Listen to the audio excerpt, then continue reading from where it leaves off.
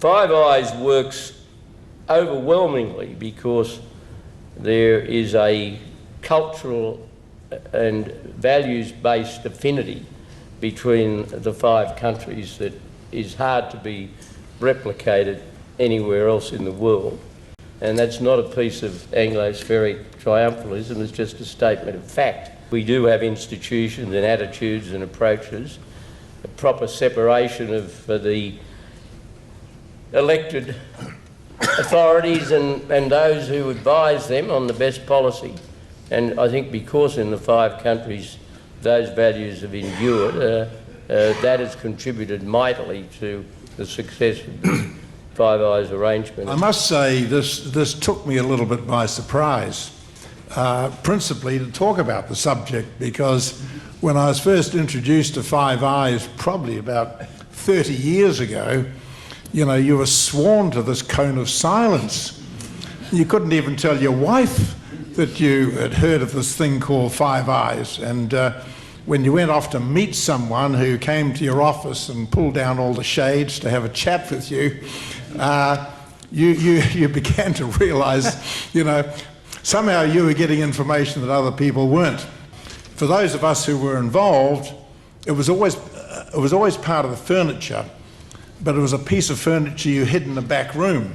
And the fact that everyone knows about it now, which they didn't really know about, the word Five Eyes I don't think was even in the press probably until the late 1990s. So in terms of the Five Eyes, you know, it's interesting.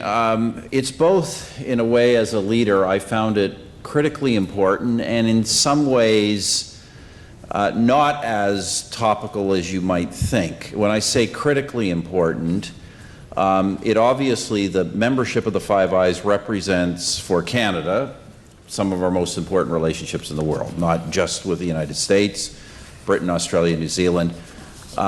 These are countries that sort of share, in my view, all of the critical elements of foreign policy: alignment on security matters, alignment on matters of prosperity and economics, and alignment on matters of values and democracy. But then with the Five Eyes, there's a fourth element, not critical but exists, which is this kind of broader historical, cultural overlay and, you know, long history of cultural cooperation and obviously action in international affairs and global conflict through a long period of time. So obviously these are intimate relationships. There is something about the intimacy of the relationship, and it rests on the fact that when the chips are down, the five participants trust each other at a political and cultural level, beyond the level of trust that is found in relationships between other countries.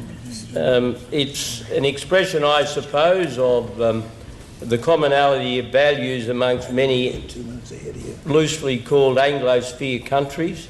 It's hard for me to think of five countries in the world that more comfortably relate to each other, and when it comes to fundamental democratic values and attitudes to the world. On the other hand, what's interesting about the Five Eyes is, say, unlike the G7 or any other number of other summits we do, Commonwealth for Canada, Francophonie, NATO, the Five Eyes as leaders never actually met at any time during my tenure prime ministership.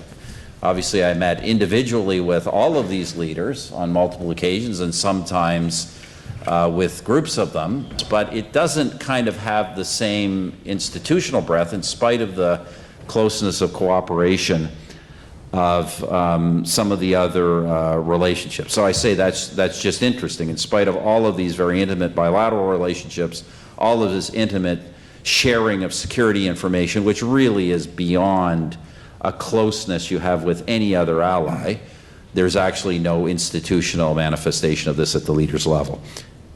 I think it's important that Stephen's point be understood, that these are arrangements that are institutionalised in such a way that they will survive political change. I mean, I remind myself that for the whole time that I was Prime Minister, the whole time that Tony Blair was Prime Minister of Great Britain, I was Prime Minister of Australia. and his politics were, well, how shall I phrase this, formally different from mine. They were formally of the centre left. I mean, people debate how far or whatever, but that's a matter for political debate here. And whereas for most of that period of time, George W. Bush was the President of the United States, but one had the confidence and the sense that the institutional arrangements would have endured despite those political differences, and that's very important.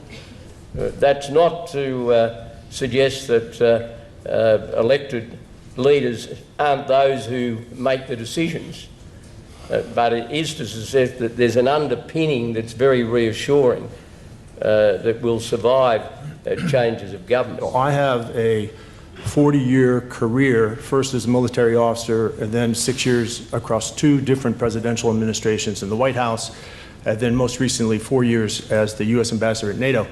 And I wanted to share with you a little bit what it means when you arrive at your desk one morning and you are reading through the intelligence, or you're being briefed on the intelligence, and 1 or 2 bits of this intelligence are labeled at the top and the bottom Five Eyes. What that means is you stop whatever you're doing, you pause, you pay particular attention, and you read this very carefully, or you listen very carefully. That's because Five Eyes is the gold standard in intelligence. Now, why is it that? It's because it doesn't come from a single national institutional source. It comes from 5. And that intelligence collaboration across these 5 democracies supercharges that intelligence. So I went from 18 years in opposition to being the Defence Secretary of this country, from having a staff on the Friday of 3.5 people as the Shadow Secretary of State for Scotland, to being Her Majesty's Secretary of State for Defence with 383,000 people, and pieces of paper put in front of me saying Five Eyes only. And genuinely, I had to ask the question, what is this? Because it is so rarefied and so protected. But it is a valuable and important and unique network of intimacy and familiarity and trust, which has meant that over all of the years, the Five Eyes intelligence still matter in the world today. And the element of trust is absolutely crucial to that. There's essentially a firewall. For those of us inside Five Eyes, we share quite completely. So sources, methods, techniques, assessments, and so forth. So that's taking place behind the firewall. Sometimes we choose to share analysis based on that very textured intelligence beyond the firewall. But when you're outside the firewall, you don't get sources, you don't get methods, you don't get the full breadth and depth of the analysis. You just get a analyst's forecast assessment. So those bonds of the Allied forces out of World War II, they really did hold together for a very long time, right through the 60s and 70s. And hence, that's why it worked so well, because these people all believed very firmly in what they were doing. And I also found the officers. I mean, I was a political person, as was Stephen, as was John Howard and Lord Robertson. But all those officials who spend their larger part of their waking life, delving into information, they were a community of their own. They could tell you who in MI6 or who in the CIA was following a certain pattern of activity, because they were always in contact. So the solidity and camaraderie of the officials working below the political level was possibly even stronger. They really did believe in what they were doing was so important to the West generally. And the difficulties that Britain may be having with the nations of the EU in negotiating a post-Brexit arrangement just underscores again how fortunate it is to have an arrangement that's not a supranational, a national organisation, but it is an association of 5 independent but very intimately related countries, that European nation, Britain, 2 North American nations and 2 Asian Pacific nations. When you think of the challenges that the world is going to face, that's a remarkably fortuitous linkage. What is it that makes Five Eyes so durable? I mean, if this all started 70 years ago, why are we still talking about it in 2018? And it's fundamentally because the bedrock of Five Eyes are the common democratic values that are held by all 5 democracies that make up the group. So we shouldn't lose sight of where this started 70 years ago, and we shouldn't lose sight of what keeps us moving together in the same direction, values.